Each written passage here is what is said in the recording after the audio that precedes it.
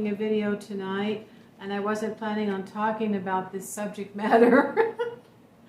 Hello, my name is Sabrina. Welcome back to my channel.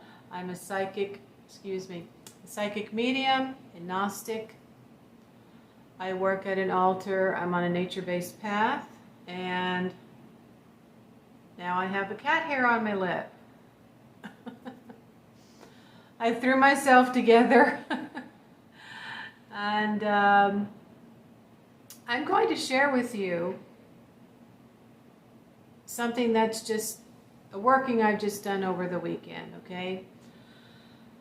Now, obviously, you've already seen the picture because that's the thumbnail, and it looks pretty scary. It looks pretty dramatic, even to me. And I've hesitated really working with skulls for many years. Now, being a medium, I have, of course, been led to see the dead, hear the dead, understand that I have done a few summonings, and they turned out to be on a full moon. Just really by somebody telling me the story of someone who had died and how they died, and then something would happen, like a spirit or electronic communication, manipulation, or in that case, a voice was left on the answering machine. It just came on by itself. So I mean, it's been taking a long time for me to understand who I am and why things happen. It's just, like I've said, it's not something that I would have actively sought to do. My biggest fear as a child was death, and I think it is for most people. And so, I've been blessed to be able to see what's on the other side. I've had a near-death experience, and then I met a man on the other side in a meditation. I do ancestor worship and ancestor workings. And I do now have the spirits of my dead ancestors around me. I think the veil is thinning. And yeah, there's just a lot, of course, that has happened to me in the past 20 years or so that I don't have time and I don't really want or need to share on YouTube. I've just had to banish and delete and report some trolls. And I'm just in that banishing mode right now, so that is what that skull working was about, okay? It was about a banishing. Now, let me adjust this here. All right, there. Today was a little sunny. I know it was inauguration day, so there really wasn't anything going on with DoorDash, and I thought, oh, the sun's out and it's 42 degrees, let me go. But yeah. I only got one order, which is fine, because by the time they said I could start working, which was like 2 o'clock in the afternoon, they recognized, that I was by a couple of restaurants here. So I got an order that was at basically the end of my street, and I only had to go down 4 blocks to deliver it. And it was right across the street from my friend's house, so I stopped over there for a little bit. So now there's quite a few blessings that have come out of this banishing that I did. But in talking to you about this altar working, this is also a follow-up to my little mini-series on making an altar, consecrating your altar, choosing your tools, cleansing your tools, consecrating your tools and charging them, and charging your altar. And then the other day I talked about choosing a divination tool, which is something that you're going to need to start thinking about and searching for, leaving your mind open, asking your spirit guardians to assist you in finding the right divination tool. Because I made a video last night about the divination that I did after I lit the candle. And now normally you would do an active divination before you decide to do the working, But I had already gone through that in my head. You know, when am I going to use this skull that I've had for over a year now? You know, what is going to be the absolute right circumstance for me to actually burn it?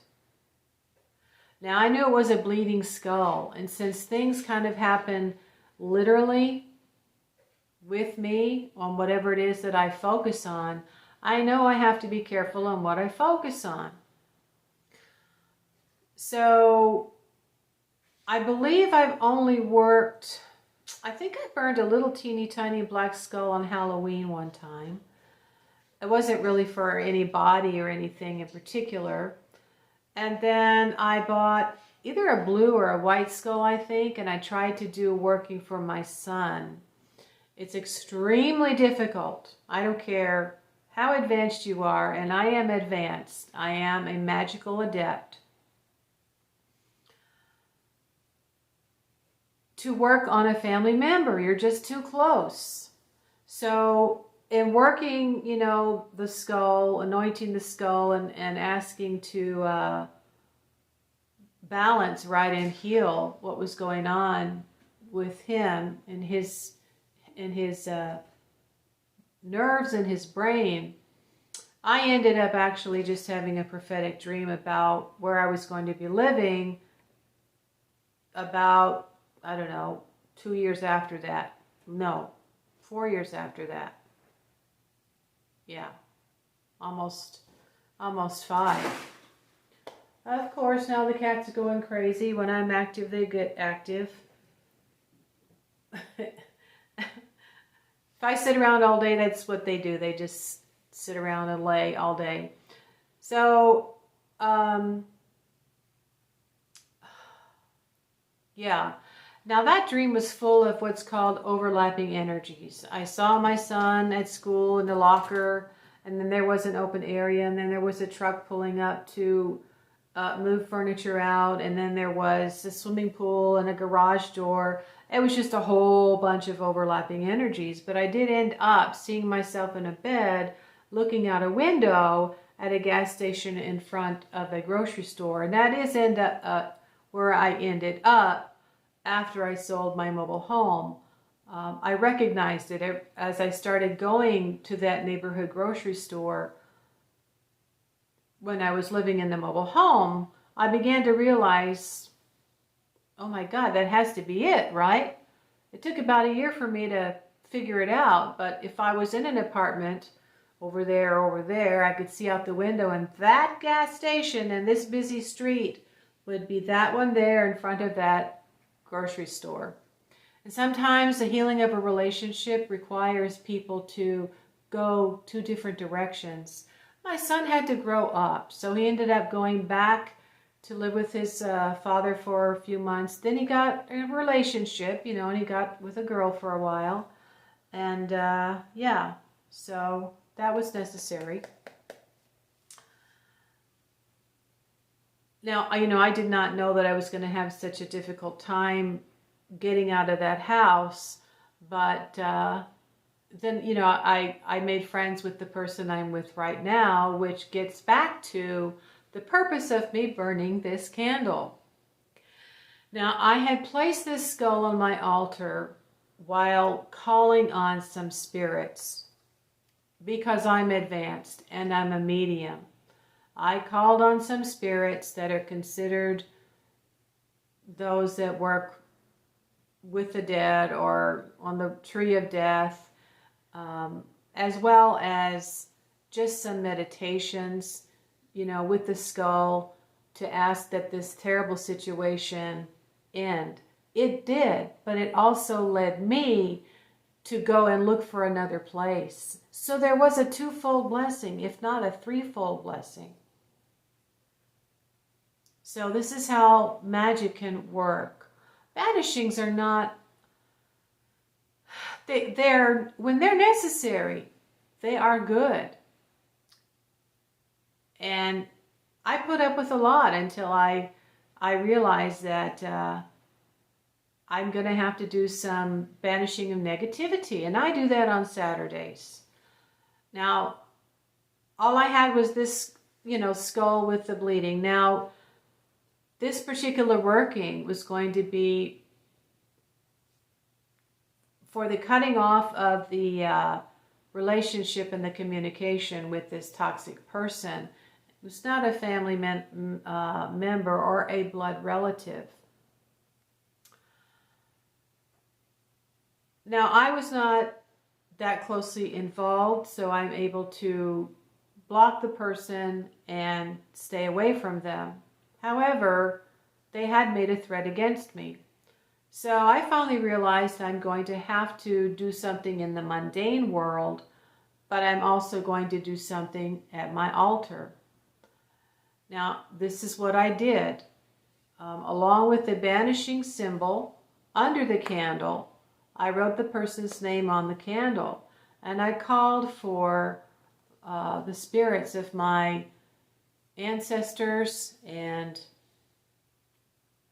all of the other energies related to banishings, Hecate and the Luciferian energy, the serpent energy, for protection. And I also listened to Lord Ganesha, the road opener, Sanskrit mantras as I went to sleep. Now, when you work with the skull, depending on the size of it, you're going to find that it might burn clean and go down the center, but you have to work the candle. And this has taken me several years to learn. Any candle. A wick might be too long, it might be too short. You can manipulate the candle so it will continue to burn. So I started burning the candle on Saturday. And it was burning. Not too tiny and not too big, right? Medium. Slow, steady burn.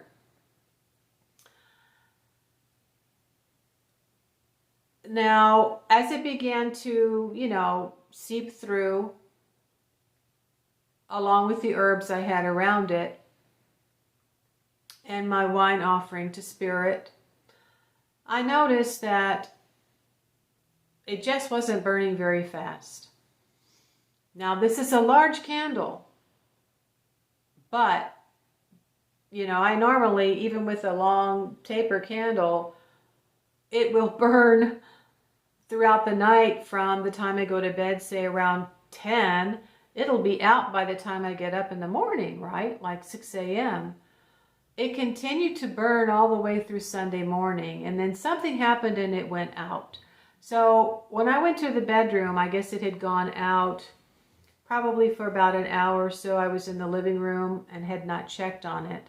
So I went in and I thought, well, okay, now does that mean the work is done? And I checked the wick and I said, the wick kind of looks like it's starting to fold over on itself. Maybe, or the wind blew it out. If the cat jumped up on there, or the heater blew it out, or the cat ran by. So I said, I'm going to see if it will light again. So I lit it again and it lit. And again, it was a slow and steady burn. That continued all throughout Sunday, all throughout Sunday night. I went to bed, I'm like, geez, this thing is still burning. And it's been 24 hours. Because I think I lit it around 10 o'clock on a Saturday night. And it was now 10 o'clock on Sunday night. Thinking, well, okay, this is obviously going to maybe take some time to actually fully resolve. So I wake up Monday morning, it's still burning. Now, as it burnt down even further, the wick actually did fold down upon itself. And so I had to go in and pinch some of it off and relight it. And it burned throughout Monday and went out again. And so I actually took some of the wax out from around it to see if I could get it to light and burn some more, because there was still some wax in there and I wanted the whole thing to burn out. So I lit it again and continued to burn all the way until Tuesday. So all night Monday night, all Monday morning until 1 o'clock on Tuesday afternoon in the hour of Saturn, it went out. And I had burned it on a Saturday, which is the day of Saturn. So, and you know, there is a technique in doing candle magic where you would start it at a certain hour and you would end it at a certain hour. So I thought that was very interesting that it actually ended at that time.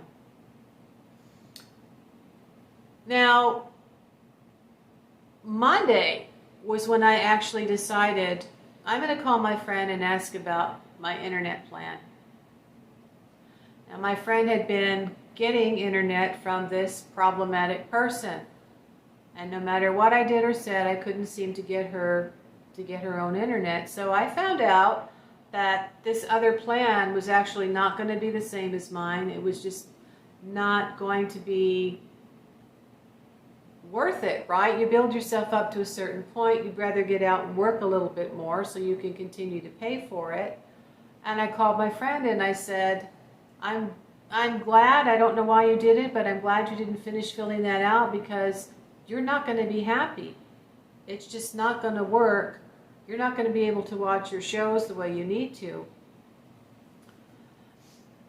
She said, okay, I think we'll just go and get regular internet. And I said, well, you know, I've been with this company for years. They're very, very good. And I have a friend who works there. So let me give you her name. You know, you call her and tell her that I referred you to her. And ask her for a basic plan and see if there's a promotion that you can get on for 1 year because you're low income. So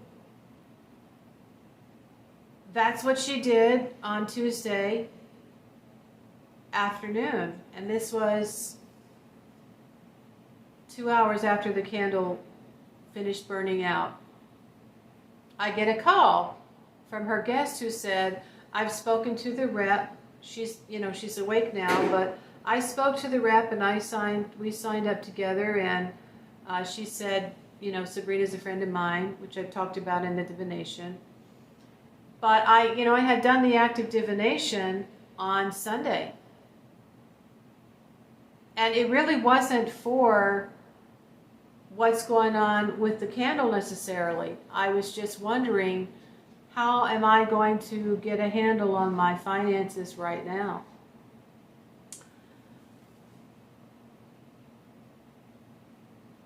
But Spirit was talking to me and saying, you know, why don't you pick up the phone and ask about the plan and find out you're not going to want to go on that either. And so then I told my friend, you're not going to want to go on it. You know what I mean? This is how Spirit works with you. And then one thing leads to another. And she says, yeah, I just want to get internet, regular internet anyway. And so they get this promotion. And she says, well, you get a $25 credit. But, so, you know, you're referring from a friend. So Sabrina gets $100. That's going to cover March and April internet, which is going to help me get caught up right now because I have to catch up for January and February, and I also have to see if I can get some type of work with the school district again, half a day, lunches, you know, serving lunch or whatever, and then I think do DoorDash in the afternoon and on the weekends. I don't think I can depend on DoorDash right now. I need to try to raise some capital for my Shopify business so I can order some more products. But I do have divination cards. Now, I've been led to use the Rider-Waite-Smith deck for many, many years. And I've gotten accustomed to the cards. And they have basically built a file in my subconscious mind that helps me contact to my spirit guides very quickly. And then they can work on my subconscious mind while I'm sleeping and or when I wake up.